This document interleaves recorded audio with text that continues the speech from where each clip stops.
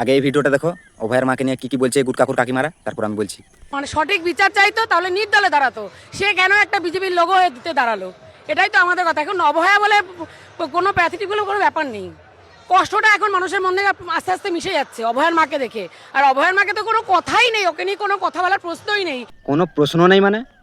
এটা কিরকম কথা? আয় বলছি আপনাদের মতন যদি ভণ্ডমাই মানে কাকিমারা যদি এই পৃথিবীতে থাকে, তাহলে তো বুঝবেন কম, খুঁজবেন বেশি।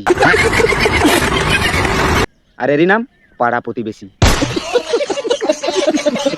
ও দিদিকে যা বলেছে, একটা তৃণমূলের কর্মীর গায়ে হাত দিয়ে দেখুক, তারপরে দিদির প্রশ্ন তো পড়ে। হাত দিয়ে দেখো মানে? আয় হাত তো একদম দেয়া হবে, ধুলাই হবে, পিটাই হবে। শুধু একবার ওই যে অভয়ের কেসটা ভালোভাবে ওপেন হোক, তারপর মানে কিছু সত্যি বেরিয়ে আসুক, তারপর। দিদি অনেক দূরে। নিজে একজন মা হয়ে কি করে আরেকজন মমতা ব্যানার্জি আমাদের সবার মা। হ্যাঁ, বাপ রে বাপ, এ তো মহা গুদ্দা করে রে।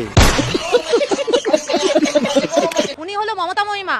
কারণ ওনার সম্পর্কে যে এরকম নোংরা কথা বলবে, হ্যাঁ, সে যে কতটা নোংরা মেন্টালিটির মানুষ। কত নোংরা আপনারা! হ্যাঁ ছি, বলছি আপনার দিদি যদি সবার মা হতো তাহলে অভয়া এখন সঠিক বিচার পেত। ওর মাকে মানে কোনো জায়গায় লাইনে দাঁড়াতে হতো না। মানে গুটকা খেয়ে তো দাঁতের অবস্থা যা হয়েছে ওই দিদির টাকায়, আর চটি চাটতে এসছে এখানে। বলছি, নিজের বাড়িতে যখন ভাত রাঁধেন তখন গ্যাস জ্বালাতে পারেন তো না? মানে অন্যর গা জ্বালাতে চলে এসছেন এখানে।